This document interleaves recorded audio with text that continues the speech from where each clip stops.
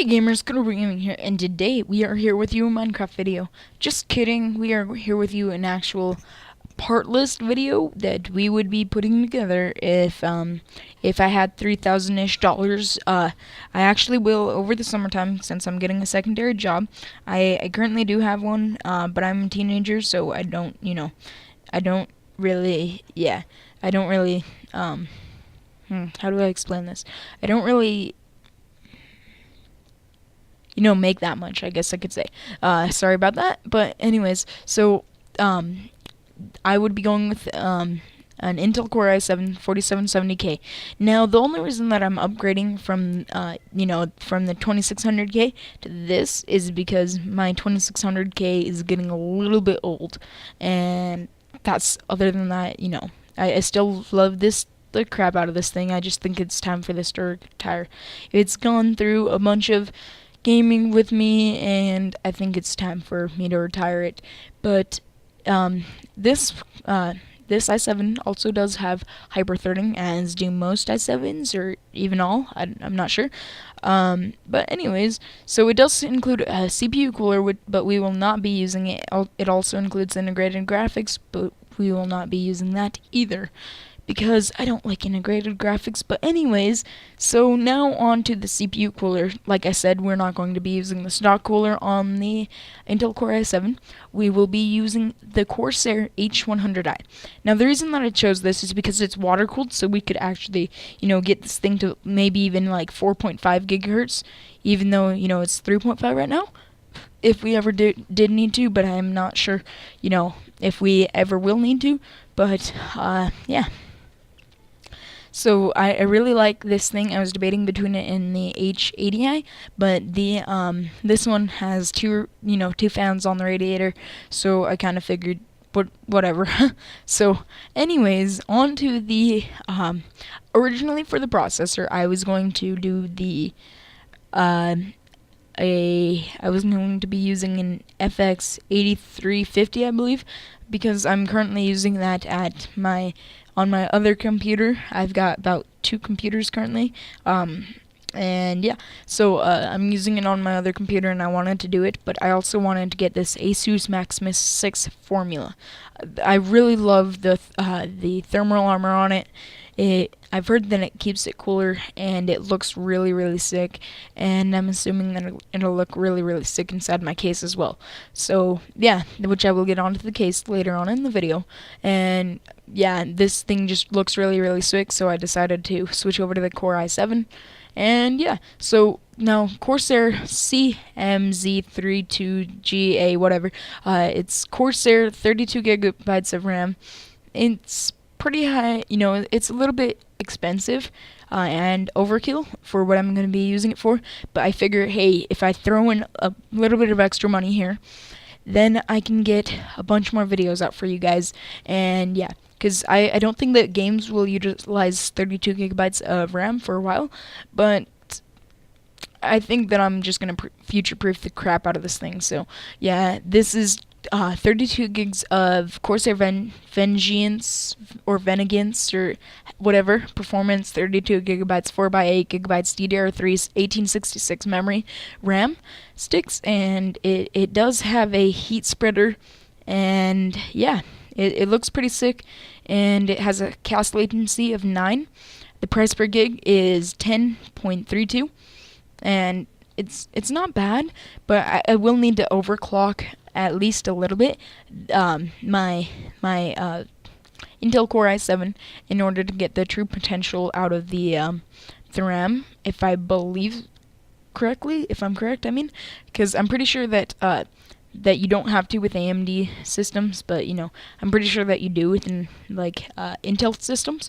But anyways, let's get on to the next part, on to my system, the storage. Now, most of my files, maybe not most of my files, but my operating system, at least, maybe a couple of games and stuff, are going to be going on this ADATA ASP900 S3 256 GMC hard drive. I would not choose this if I was going for reliability and performance. The reason that I'm using this is because it's really, really dirt cheap. Like in a dollar, I mean a gigabyte to dollar ratio, you get 1.97 gigs per dollar, and that's not a really bad deal considering that it's an SSD, and it's pretty sweet. It's cost $129.99.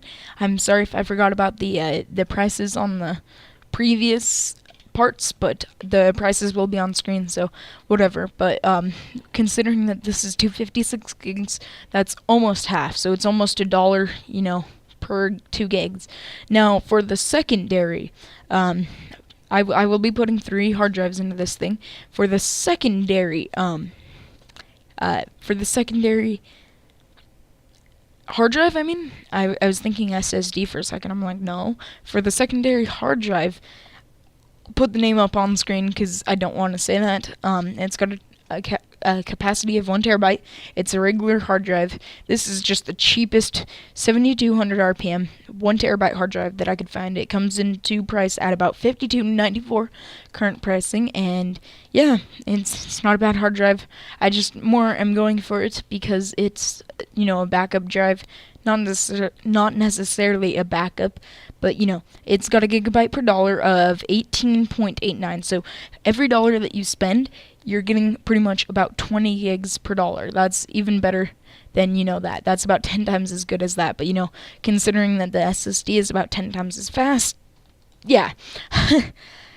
So then I would also be having a Seagate 4 terabyte 3.5 inch 7200 RPM internal hard drive. The name will also be up on screen because that's about 6 zeros. That's a little bit overkill. Yeah, so it's got 22.86 gigabytes per dollar, so even better than the previous one. It's really, really dirt cheap, actually, considering that it's 4 terabytes. It's $174.99. It's one of the cheapest. It was actually the cheapest 7200 RPM 4 terabyte hard drive that I could find on PCPartPicker.com. So if you can find one cheaper, good for you. But anyways, so on to, well, the reason that I chose this is for my videos and stuff. That way I can just record this one, and yeah. So the next part on my system is the Gigabyte GeForce GTX 680 4GB video card. Now, the reason that I'd be getting this thing is it's 4 gigabytes.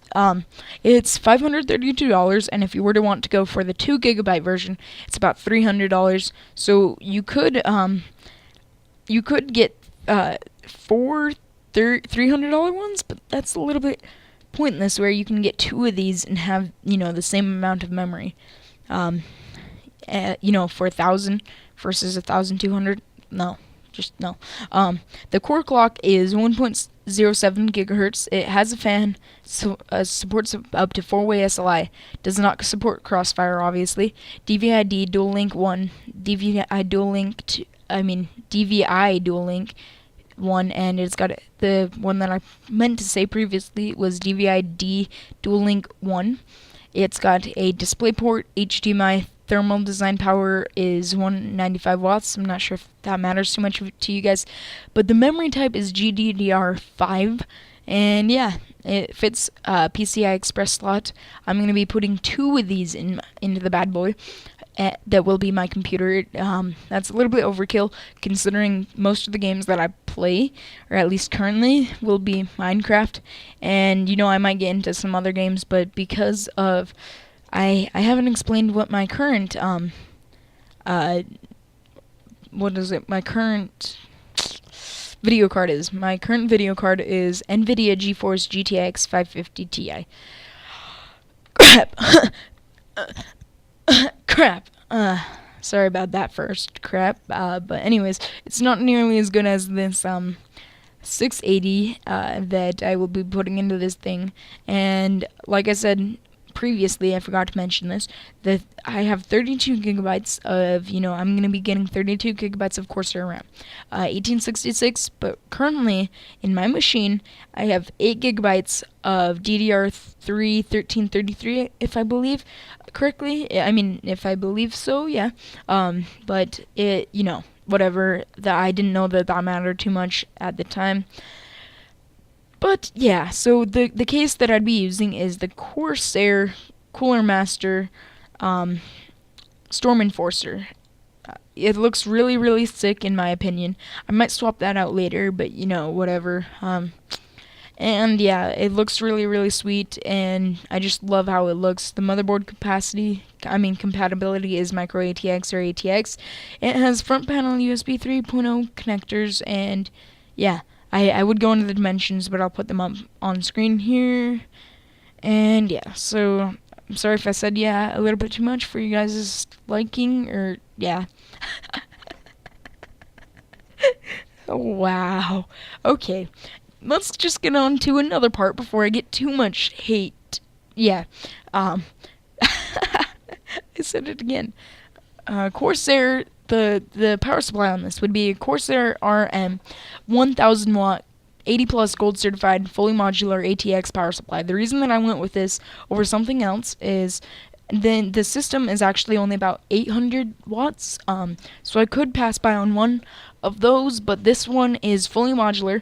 It's got 80 plus gold certified, and it's fully modular, like I said, and it looks really cool. And if I were to want to throw another video card on there, for example, I would still have a little bit of room to do so, because I'm pretty sure it comes out to be like 986 or something, throwing on a new video card. So it's decently close. I should put like a 1200 in there so that I could throw a fourth one on there, but I'll get to that if I need it.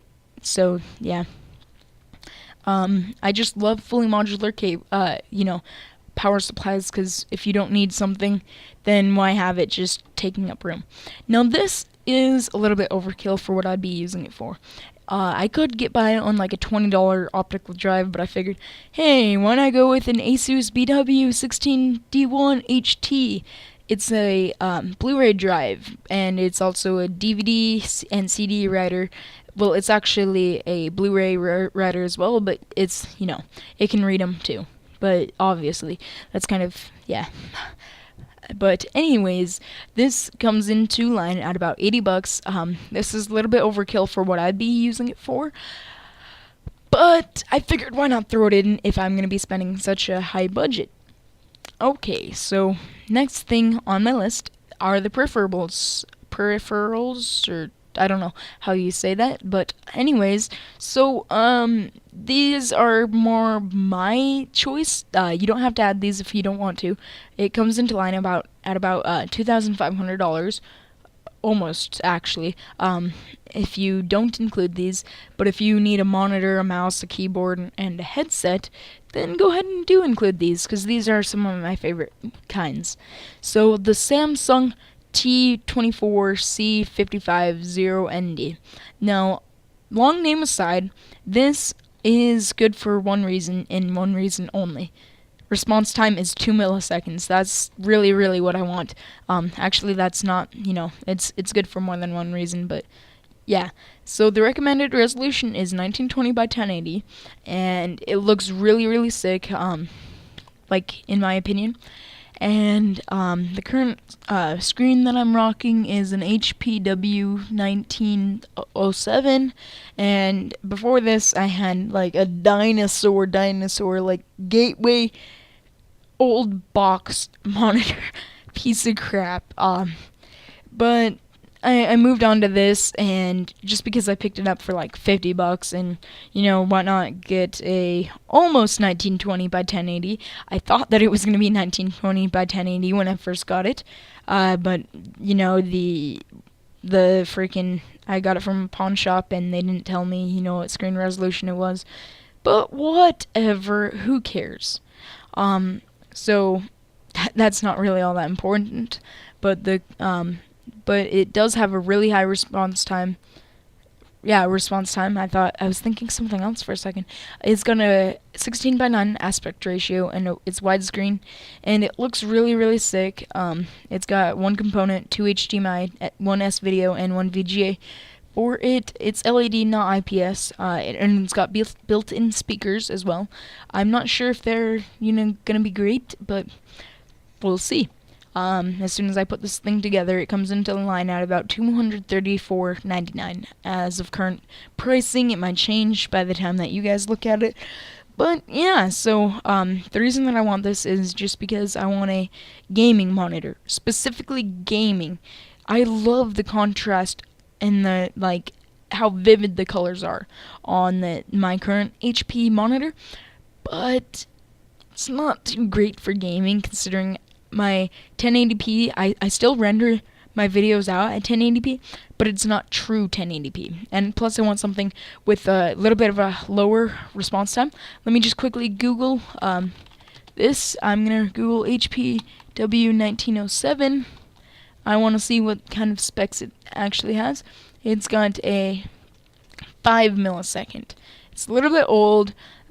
It's a little bit of an old monitor, but it served its purpose for what I want it for.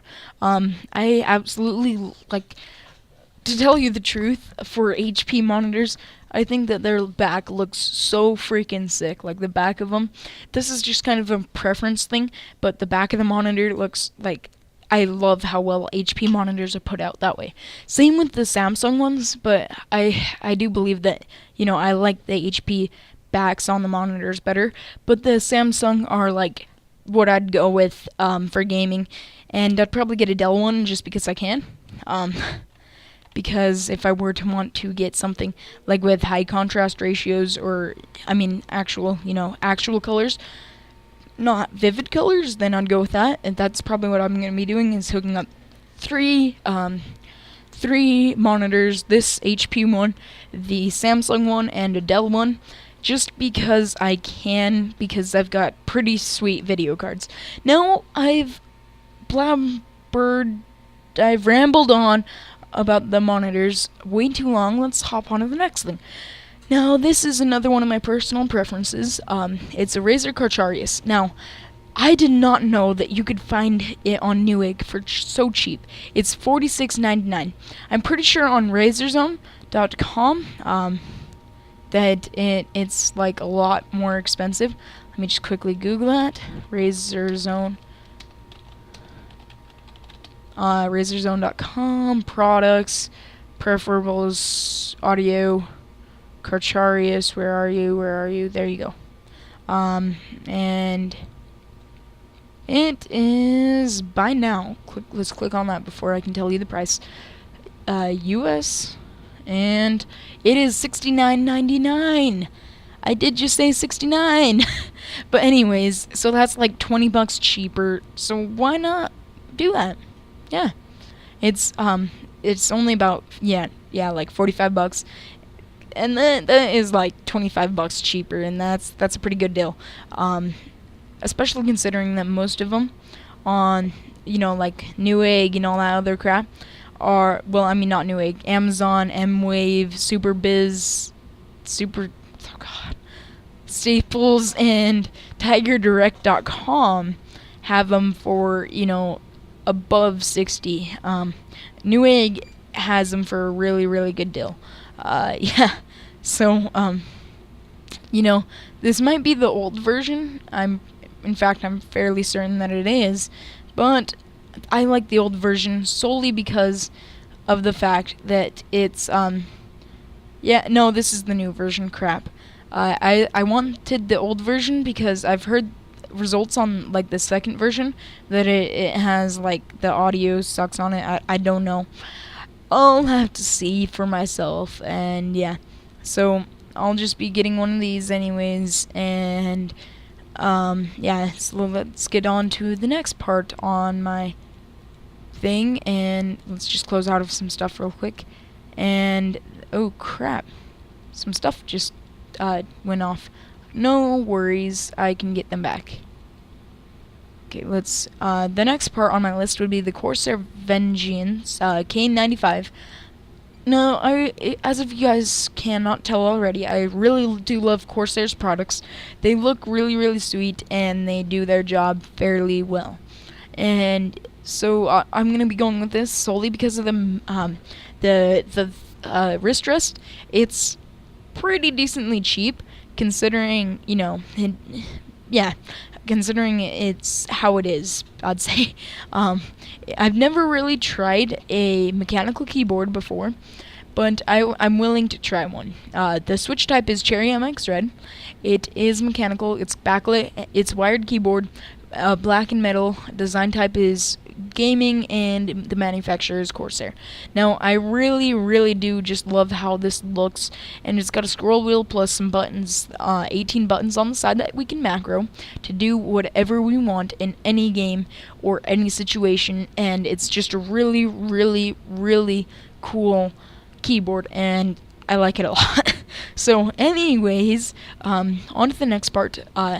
The Mad Catz Rat 9. This thing looks so freaking cool. I just love how it looks. How you can adjust it to fit your mood, or even like your hand or whatever. Not necessarily mood, like how you like your mouse to be. It's like a freaking transformer. But you can add weights to it if you like a nice and heavy mouse. If you like them nice and heavy. Okay, and then it's got a thumb rest, a wrist rest, and a pinky rest. Now those are really, really cool. You can adjust them to be out, like further in or further out. Oh god. No, stop. Okay, and it's also got some buttons that you can macro. It's got really, really sweet actual, just stuff like that, and it's decently cheap. I mean, just kidding. It's about the same price as the keyboard actually, but it's worth it because it's wireless. But the cool thing that really, really sold me about it is that it has 2 batteries, and the charger. It's really cool because the charger, like, you can have the charger thing just sitting right on your desk.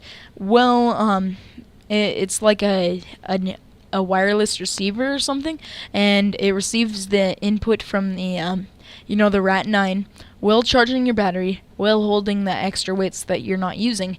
And the cool thing is that it's also got another carrying case, like a little carrying case, so that you can switch out the thumb rest, the wrist rest, or the pinky rest to your specific needs. And it's really, really kind of cool. I'd love to have one of these, but that's $150 for a mouse. I will be putting together this. Either way, I will be getting these parts. Just yeah. And I really hope that you guys enjoyed this video. And I'll see you guys later. Goodbye.